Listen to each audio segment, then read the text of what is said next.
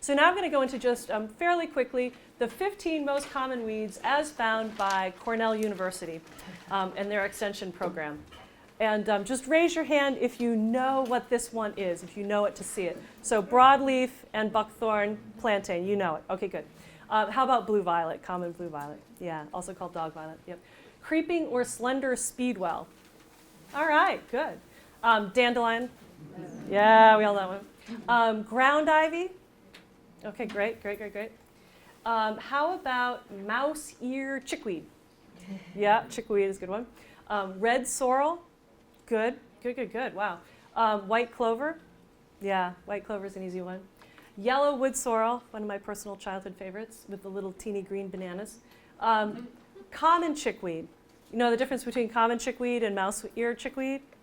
They're both edible, we'll get to that, but it's I just called a chickweed as a chickweed as a chickweed. Well, they have some different varieties, and the more you know, okay, I can prepare this one this way, and this one I want to prepare this way, okay? So, here, look at that beautiful little teeny chickweed flower. You got to eat that or it's going to go to seed and you're going to get a million of them.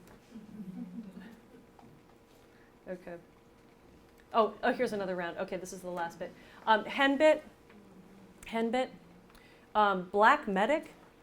I had never heard of that. When I looked up the photo, I was like, oh, you're a black medic. Not grass, not Japanese knotweed, but not grass. Okay. And then prostrate spurge. Somebody did not get paid enough branding money to call that prostrate spurge. Okay, so just to go back, not all of these are edible. If they're bolded, they're edible. Speedwell, not edible. All of these are edible. Prostrate spurge, sadly not edible. Okay.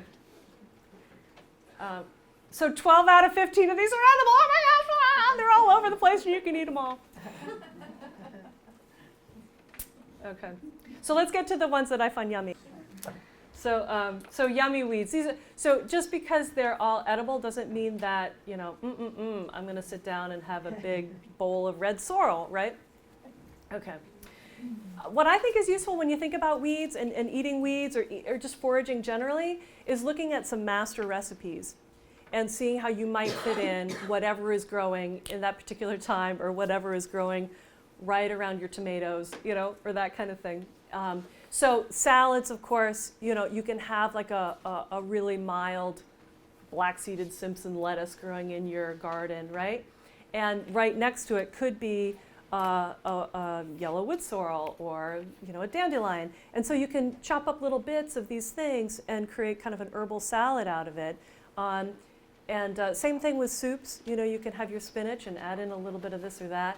Quiches, pestos, tapenades, tabulis, spanakopita, lasagnas, pizzas.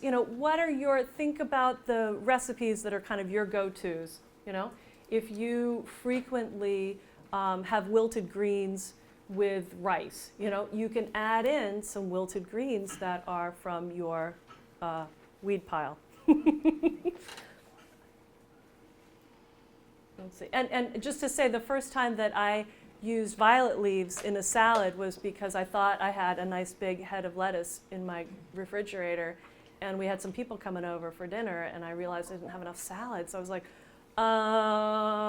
hey, look, right underneath where my garden hose is, which drips occasionally, there's this lovely, abundant, beautiful head of violet leaves. So I chopped some of those, chopped them up, put them in the salad. Nice, mild, tasty, flavorful, super fresh. It was great. This is about the weeds, right? This is about the weeds. Come on in. Only thing, there's no seed. So, so who knows what this is? Who has this in their yard? That's the dandelion. That's the dandelion, yeah. I like So that. That's the good stuff. that's good stuff. So, The only thing is the pesticides there. Yeah. Be careful when it with pesticides. you do. That's why we're at the NOFA conference talking about organic Yeah, farming. don't go pick it up. So who has used this in food? All right, great. Yeah, I was my raised on that. friends. I'm Good. from Italy. I was raised on this. Very Dandelion good. and beans. So You can good. cook the dandelion and beans are very slow. Right, yeah, so we were talking think in the because of the previous best food slide, we were talking about doing substitutions. So there's a good escarole and bean recipe, Yeah. which is a good Italian recipe. You That's could the only food. substitute. This is better You, than- okay, let me just lead the conversation, sir. So we were talking about escarole and beans. You could substitute some dandelion greens in there for beans. Beans have a sweetness and a starchiness that would combine very well with a bitter like dandelion. All right. You want to, typically we harvest the leaves in the springtime and we harvest the roots in the autumn. You get bigger roots. So and then the petals for wines during the summertime. Dandelion is fantastic. I love dandelion. Dandelion is absolutely one of my favorite plants on the planet because it's just so full of sunshine. It's a really early plant for the bees, the native bees who are pollinators and pollinating everything in my garden. The leaves are edible, the roots are edible, the petals are edible.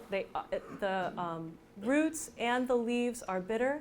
If you separate the petals, right, from its little green cap, so just like a very mild, sweet, pollen-y taste, right? Very, very mild. And that is nice just to open up and sprinkle as a garnish. You know, you could put it on like a little plate of cookies or something like that, a little yellow sunshine in the house is good. Raw or steamed, roots steamed, sauteed, and in soups, and super high in just about everything you want. A, B, C, D, minerals, iron, potassium, and zinc. Okay.